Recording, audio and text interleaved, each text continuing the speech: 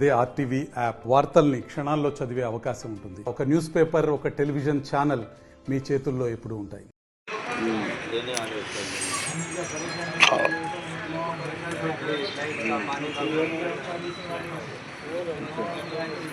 Property tax नहीं जमा हो रहा तो उसके जिम्मेदार हम है क्या? ऑफिसरों का काम है। फिर हमको 4 महीने 3 महीने पहले धरना उठा के लेके गए कि तुम्हारा मसला हल कर दो, अभी तक करे। फिर 2011 से हमारा पीएफ भी 2011 से जो पीएफ उसके बारे में बहुत बात हो रही है। गवर्नमेंट को सिर्फ क्या बोल रहे हैं, जियो प्रचारण तनख्वाह देना और हमारा जो पीएफ 2011 से वो पीएफ डाल देना। तो हमारा कोई डिमांड नहीं है, क्यों तो एक छोटा खानापुर म्यूनसिपाली में 12 वार्ड है, वहाँ 16,500 दे रहे। तो पैसा म्यूनसिपाली को कलेक्शन नहीं है, प्रॉपर्टी टैक्स नहीं है, बरोबर कलेक्शन नहीं हो रहा, दे नहीं कंटिन्यू साल का निकाले।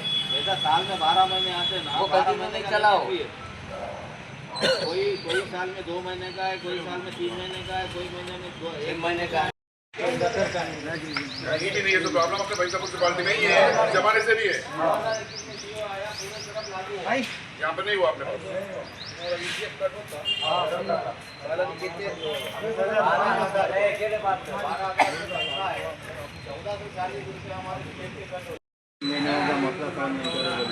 चार महीने हुआ, 4 महीने के बाद बैठे। कितने पूरे लेबर कितने हैं? 150 है। 150 पूरे प्लम्बर और पूरा काम टोटल पूरा बंद है। नहीं, वो चालू है, नल का उसका सब चालू है। अच्छा चालू है वो। खाली धरना ही क्यों कर रहे? 3 महीने 4 महीने पहले भी हम धरना किए थे, जब भी हमारे को ले जाके बोले तुम्हारा मसला सॉल्व कर दो बोले। फिर अब 3-4 महीने के बाद भी कोई जवाब नहीं दे रहे तो घर में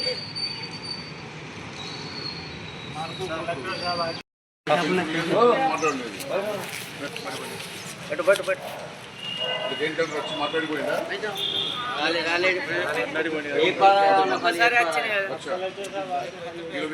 एमएलए साहब है, कोई पुराने चेयरमैन साहब है, फिर उतने दिन से तुम नहीं लिए तो बच्चे क्यों बैठे? फिर इतने दिन से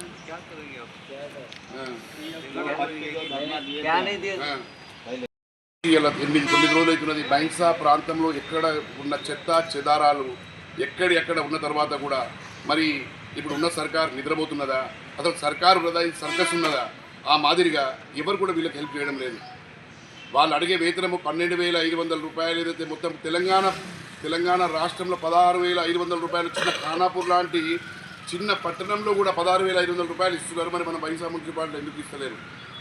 వీళ్ళు అడిగే కోరిక గొంతెమ్మ కోరిక ఏం అడుగుతలేరు, 25 కావాలా 30 కావాలని అడుగుతలేరు. 16,500 రూపాయలు వీళ్ళకి ఏదైతే తెలంగాణలో ప్రతి మున్సిపాలిటీలో ఇస్తున్న 16,500 రూపాయల కొరకు వీళ్ళు పోరాడుతూనే ఉన్నారు.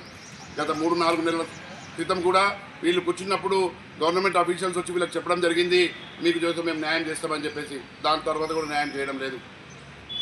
వీళ్ళు మరి బైన్సా పట్టణంలో కూర్చున్న ప్రజాప్రతినిధులు, కాంగ్రెస్ ప్రభుత్వంలో ఉన్న 3 ప్రతినిధులు కానీ, బీజేపీ పార్టీ నుంచి గెలిచిన రామారావు పటేల్ గారు ఎమ్మెల్యే గారు కానీ, ఇంతకు మొదలు దగ్గర 4-5 పర్యాయాలు పరిపాలించిన ఎంఐఎం పార్టీ కానీ వీళ్ళకి ఎందుకు సపోర్ట్ చేయడం లేదని చెప్పేసి నేను అడుగుతున్నాను.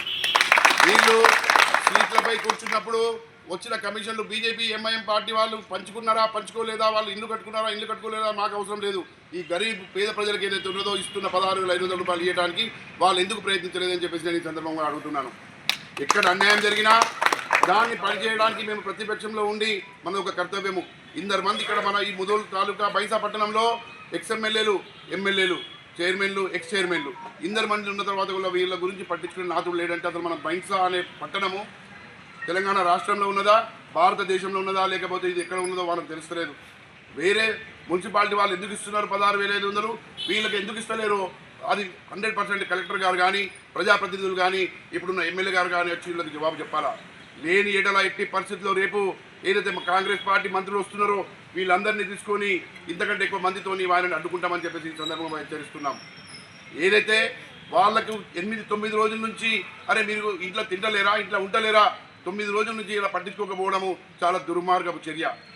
आज बैसा मुकाम में जो भी हो रहा है మరిన్ని వీడియోస్ కోసం ఛానల్ ని సబ్స్క్రైబ్ చేయండి, లేటెస్ట్ అప్డేట్స్ కోసం వాట్సాప్ ఛానల్ ని ఫాలో చేయండి అండ్ లింక్ డిస్క్రిప్షన్ లో ఉంది.